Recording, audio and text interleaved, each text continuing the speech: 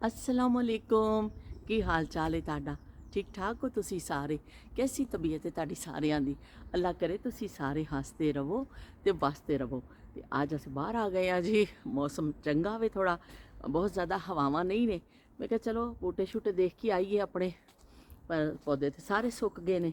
हुण ज़ारे सीज़न ऐसा आ गया वे कि सारे जिहड़े पौधे ने, मैं तुहानूं दिखानी आ हुणे कि सारे खुश्क हो गए ने। दरख्तां दे पत्ते झड़ गए ने ते एह वे कि ਹੁਣ ਜ਼ਾਰੇ ਪਤਝੜ ਦਾ ਮੌਸਮ ਚੱਲ ਰਿਹਾ ਤੇ ਫਿਰ ਸਰਦੀ ਤੋਂ ਬਾਅਦ ਦੁਬਾਰਾ ਜਿਹੜੇ ਦੁਬਾਰਾ ਹਰੇ ਹੋਣਗੇ। ਪਰ ਅੱਜ ਇਹ ਹਵਾ ਜ਼ਿਆਦਾ ਨਹੀਂ ਹੈ ਤੇ ਅੱਜ ਫਿਰ ਮੈਂ ਕਿਹਾ ਚਲੋ ਬਾਹਰ ਦਾ ਚੱਕਰ ਲਾ ਆਈਏ, ਥੋੜਾ ਗਨੀਮਤ ਜਾਣਨੇ ਆ। ਜਿਸ ਦਿਨ ਹਵਾ ਨਹੀਂ ਹੁੰਦੀ ਤੇ ਫਿਰ ਅਸੀਂ ਬਾਹਰ ਦਾ ਚੱਕਰ ਲਾ ਲੈਂਦੇ ਹਾਂ। ਤੇ ਨਾਯਾਬ ਜ਼ਮਾਨੇ ਅਸੀਂ ਭੁੱਲਣੇ ਨਹੀਂ ਨੇ, ਨਾਯਾਬ ਜ਼ਮਾਨਿਆਂ ਦਾ ਅਸੀਂ ਜ਼ਿਕਰ ਕਰਦੇ ਰਹਿਣਾ ਵੇ। ਮੈਂ ਤੁਹਾਨੂੰ ਪਹਿਲੇ ਬੂਟਾ ਦਿਖਾਵਾਂ ਪਿੱਛੇ ਜਿਹੜਾ ਵੇ ਸਾਰੇ ਪੱਤੇ ਉੱਡ ਗਏ ਨੇ ਨਾ, ਦੇਖੋ ਤੁਸੀਂ ਆ ਦੇਖੋ, ਇੱਕ ਪੱਤਾ ਵੀ ਨਹੀਂ ਸਮਝੋ ਇਹ ਤੇ ਬਚਿਆ, ਡੰਡੀਆਂ ਹੀ ਡੰਡੀਆਂ ਹੋ ਗਈਆਂ ਨੇ। ਔਰ ਇਹ ਦੇਖੋ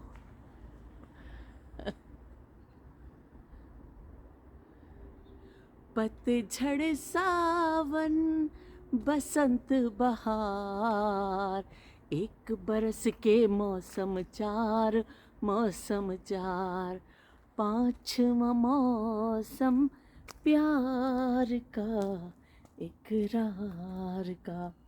ਇਹ ਦੇਖ ਲਓ ਜੀ, ਸਾਰੇ ਪੌਦੇ ਸੁੱਕ ਗਏ ਨੇ ਮੇਰੇ। ਇੰਨੇ ਸੋਹਣੇ ਸੋਹਣੇ ਇਹਨਾਂ 'ਤੇ ਫੁੱਲ ਆਉਂਦੇ ਸਨ, ਪਰ ਸਭ ਜਿਹੜੇ ਵਿਚਾਰੇ, गुलाब का देखो कि हशर होया बेचारे का, सारे पत्ते उड़ गए ने। कुछ एक आधर बच गए ने, बाकी ज़्यादातर पौधे जड़े ने। तो यह देखो ये कव्वे जड़े ने, कव्विया ने आके ठुंगा मार मार के यह सारा जड़ा ना तबाह कर गए ने। यह एक नवा इंकशाफ होया साढ़े ते कि कव्वे जड़े ने यह करके जा रहे हैं। असी समझ नहीं आ रही सी कि कौन करता भी है।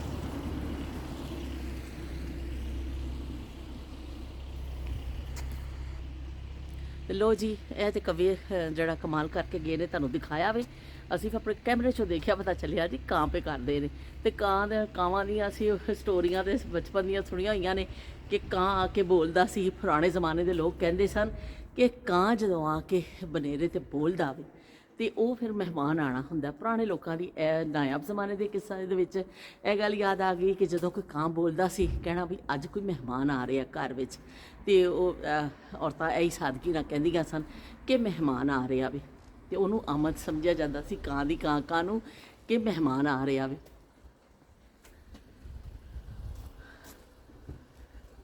ਸਾਡੇ ਪੜੋਸੀ ਆਏ ਨੇ, उन्होंने आके गड्डी खड़ी की है बई। हुण ज़रा करना ना सलाम दुआ करनी पेगी, शायद सलाम तो ज़रूर ही करना पेगा।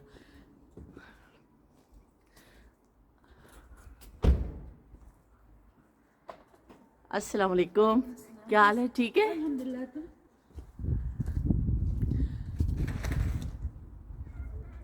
ਤੇ ਕਾਂ ਦੀ ਜਿਹੜੀ ਹੈ ਕਾਂ ਉਹ ਮਹਿਮਾਨ ਦੇ ਹਵਾਲੇ ਨਾਲ ਮਸ਼ਹੂਰ ਹੁੰਦੀ ਸੀ।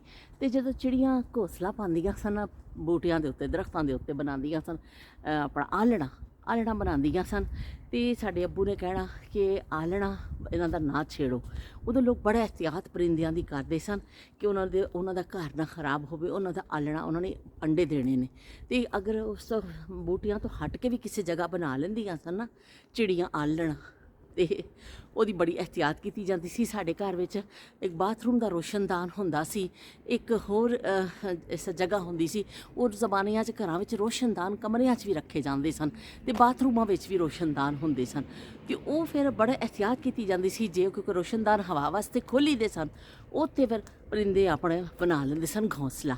ਅਤੇ ਉਹ ਚਿੜੀਆਂ ਆ ਕੇ ਘੋਂਸਲਾ ਬਣਾ ਲੈਂਦੀਆਂ ਸਨ, ਇੱਕ ਇੱਕ ਤੇਲਾ ਚੁੱਕ ਕੇ ਲਿਆ ਕੇ ਵਿਚਾਰੀਆਂ। ਅਤੇ ਫਿਰ ਸਾਡੇ ਅੱਬੂ ਨੇ ਕਹਿਣਾ ਕਿ ਬੇਟਾ ਇਹਨੂੰ ਹੁਣ ਛੇੜਿਓ ਨਾ, ਇਹਨਾਂ ਨੇ ਆਂਡੇ ਦੇਣੇ ਨੇ, ਇਹਨਾਂ ਨੇ ਬੱਚੇ ਦੇਣੇ ਸੀਜ਼ਨ, ਇਹਨਾਂ ਦਾ ਆਲਣਾ ਨਹੀਂ ਛੇੜਨਾ। ਅਤੇ ਅਸੀਂ ਇੰਨੀ ਇਹਤਿਆਤ ਕਰਨੇ ਹੁੰਦੇ ਸਾਂ, ਜਾਨਵਰਾਂ ਦਾ ਵੀ ਇੰਨਾ ਖਿਆਲ ਰੱਖਿਆ ਜਾਂਦਾ ਸੀ ਕਿ ਉਹਨਾਂ ਨੂੰ ਫਿਰ ਕੀ ਕਹਿੰਦੇ ਨੇ ਆਲਣੇ ਦਾ ਖਿਆਲ ਕਰਨਾ। ਫਿਰ ਜਦੋਂ ਆਂਡੇ ਦੇ ਦੇਣੇ ਸਾਨੂੰ ਬੜਾ ਤਜੱਸੁਸ ਹੁੰਦਾ ਸੀ ਛੋਟੇ ਹੁੰਦੇ ਕਿ ਵੀ ਇਹਨਾਂ ਨੇ ਹੁਣ ਅੰਡੇ ਦੇ ਦਿੱਤੇ ਨੇ, ਫਿਰ ਇਹਨਾਂ ਨਾਲ ਜੀ ਹੁਣ ਬੱਚੇ ਦੇ ਦਿੱਤੇ ਨੇ। ਉਹ ਛੋਟੇ ਛੋਟੇ ਚਿੜੀ ਦੇ ਬੋਟ ਇਸ ਤਰ੍ਹਾਂ ਹੁੰਦੇ ਸਨ, ਬਈ ਮਜ਼ਾ ਆ ਜਾਂਦਾ ਸੀ ਦੇਖ ਕੇ ਕਿ ਚਿੜੀ ਦਾ ਉਹ ਐਸਾ ਸਾ ਮੂੰਹ ਖੋਲ੍ਹਦੇ ਸਨ ਅਤੇ ਉਹ ਚਿੜੀ ਉਹਨਾਂ 'ਚ ਲਿਆ ਕੇ ਮੂੰਹ 'ਚ ਉਹਨਾਂ ਦੇ ਪਾਉਂਦੀ ਸੀ ਜੋ ਵੀ ਅਨਾਜ ਚੁੱਕ ਕੇ ਲਿਆਉਂਦੀ ਸੀ।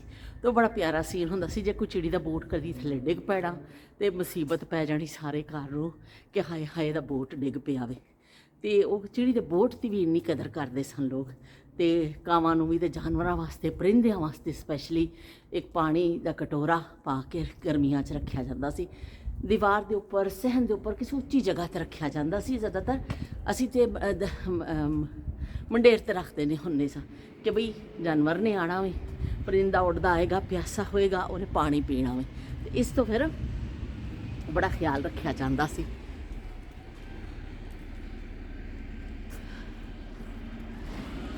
ਲੋ ਵੀ ਪਪੀ ਜਾ ਰਿਹਾ ਵੇ। ਅਤੇ ਬੜਾ ਖਿਆਲ ਰੱਖਿਆ ਜਾਂਦਾ ਸੀ ਜਾਨਵਰਾਂ ਦਾ। ਉਹ ਜ਼ਮਾਨੇ ਨਾਯਾਬ ਹੋ ਗਏ। ਹੁਣ ਕਦੀ ਕਿਸੇ ਮੈਨੂੰ ਨਹੀਂ ਲੱਗਦਾ ਕੋਈ ਪਰਿੰਦਿਆਂ ਵਾਸਤੇ ਦਾਣਾ ਰੱਖਦੇ ਸਨ। ਕੀੜੀਆਂ ਨੂੰ ਆਟਾ ਪਾਇਆ ਜਾਂਦਾ ਸੀ। ਕੀੜੀਆਂ ਦਾ ਹੋਣਾ ਅਤੇ ਤਾਂ ਸਾਡਾ ਬੁਣਕੜਾ, ਇਹਨਾਂ ਨੂੰ ਆਟਾ ਲਿਆ ਕੇ ਕੋਨੇ 'ਚ ਪਾ ਦੇਵੋ, ਥੋੜ੍ਹੀ ਜਿਹੀ ਚੀਨੀ ਪਾ ਦੇਵੋ ਇੱਕ ਕੋਨੇ 'ਚ, ਉਹ ਪਾ ਦੇਣੀ ਅਤੇ ਉਹਨਾਂ ਨੇ ਵਿਚਾਰੀਆਂ ਨੇ ਖਾ ਕੇ ਉੱਥੋਂ ਹੀ ਚਲੇ ਜਾਣਾ। ਅਤੇ ਚਰਿੰਦ ਪਰਿੰਦ ਜਾਨਵਰ ਸਭ ਦਾ ਇੰਨਾ ਖਿਆਲ ਰੱਖਿਆ ਜਾਂਦਾ ਸੀ ਕਿ ਇਹਨਾਂ ਨੂੰ ਅੱਲਾ ਦੀ ਮਖਲੂਕ ਨੇ ਹੈ ਵੀ, ਅਤੇ ਇਹਨਾਂ ਨੂੰ ਮਾਰੋ ਨਾ ਅਤੇ ਇਹਨਾਂ ਦਾ ਖਿਆਲ ਕਰੋ, ਇਹਨਾਂ ਨੂੰ ਰਿਜ਼ਕ ਦੇਵੋ। ਅਤੇ ਹੁਣ ਜਿਹੜੇ ਜ਼ਮਾਨੇ ਉਹ ਜ਼ਮਾਨੇ ਨਹੀਂ ਰਹੇ। ਹੁਣ ਤਾਂ ਹਰ ਕੋਈ ਬਸ ਆਪੋ ਧੱਪੀ ਪਿਆ ਵੇ। ਬਚਪਨ ਦੀਆਂ ਯਾਦਾਂ ਵਿੱਚੋਂ ਇਹ ਵੀ ਬੜੀਆਂ ਹਸੀਨ ਯਾਦਾਂ ਨੇ ਕਿ ਚਿੜੀਆਂ ਦੇ ਆਲਣੇ ਅਤੇ ਕਾਂ ਦੇ ਆਉਣ 'ਤੇ ਕਹਿਣਾ ਵੀ ਅੱਜ ਮਹਿਮਾਨ ਆ ਰਿਹਾ। ਸਾਡੀ ਮਾਂ ਨੇ ਕਹਿਣਾ ਅੱਜ ਸਾਡੇ ਘਰ ਕੋਈ ਮਹਿਮਾਨ ਆ ਰਿਹਾ ਵੇ, ਅਤੇ ਕੀੜੀਆਂ ਨੂੰ ਆਟਾ ਪਾਉਣਾ। ਉਹ ਗੱਲਾਂ ਹੁਣ ਨਾਯਾਬ ਹੋ ਗਈਆਂ। ਹੁਣ ਕੋਈ ਕਿਸੇ ਜਾਨਵਰ ਦਾ ਵੀ ਖਿਆਲ ਨਹੀਂ ਕਰਦਾ। ਇਨਸਾਨਾਂ ਦਾ ਹੀ ਲੋਕ ਖਿਆਲ ਨਹੀਂ ਕਰਦੇ ਨੇ, ਜਾਨਵਰਾਂ ਦਾ ਕਿੱਥੇ ਕਰਨਾ ਵੇ। ਅਤੇ ਬਸ ਦੁਨੀਆ ਜਿਹੜੀ ਹੈ ਇਸ ਤਰ੍ਹਾਂ ਹੀ ਹੁਣ ਸਮਝੋ ਉਹਦੇ ਵਿੱਚ ਹੋ ਗਈ ਹੈ। ਹੁਣ ਮੈਂ ਕੀ ਲਫ਼ਜ਼ ਇੱਥੇ ਕਵਾਂ, ਖੁਦ ਗਰਜ਼ ਹੋ ਗਏ ਨੇ। ਹੁਣ ਗਰਜ਼ ਦੀਆਂ ਸਾਰੀਆਂ ਮੁਹੱਬਤਾਂ ਨੇ ਅਤੇ ਗਰਜ਼ਾਂ ਦੇ ਨਾਲ ਹੀ ਸਾਰੀਆਂ ਉਹ ਨੇ। ਪਿੱਛੇ ਟਰੱਕ ਵੀ ਛਾਲਾ ਮਾਰਦਾ ਆ ਰਿਹਾ ਵੇ।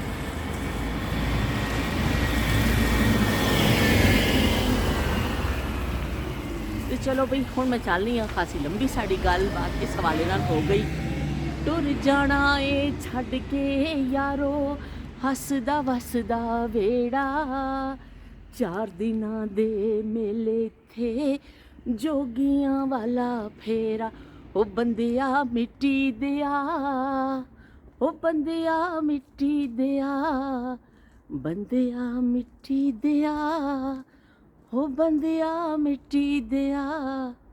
ਹੌਲੀ ਹੌਲੀ ਗਾਨੀ ਪਈਆਂ। ਲੋਕ ਕਹਿਣਗੇ ਇਹਨੂੰ ਕੀ ਹੋ ਗਿਆ, ਪਾਗਲ ਹੋ ਗਈ ਹੈ ਕਿ ਪੜੋਸੀ ਅਗਰ ਸੁਣ ਲੈਣਗੇ ਤਾਂ ਇਸ ਤੋਂ ਮੈਂ ਬੜੀ ਆਵਾਜ਼ ਘੱਟ ਰੱਖੀ। ਅਤੇ ਫਿਰ ਮਿਲਦੇ ਹਾਂ ਇੱਕ ਨਵੀਂ ਯਾਦ ਦੇ ਨਾਲ। ਅਤੇ ਗਰਮੀਆਂ ਨੇ ਅਤੇ ਜਾਨਵਰਾਂ ਨੂੰ ਥੋੜ੍ਹਾ ਜਿਹਾ ਉਹ ਪਾ ਦੇਵੋ, ਪਾਣੀ ਬਾਜਰਾ ਪਾ ਦੇਵੋ, ਕੋਈ ਆਟਾ ਸੁੱਟ ਦੇਵੋ ਕੀੜੀਆਂ ਨੂੰ, ਉਹਨਾਂ ਦਾ ਵੀ ਖਿਆਲ ਕਰੋ।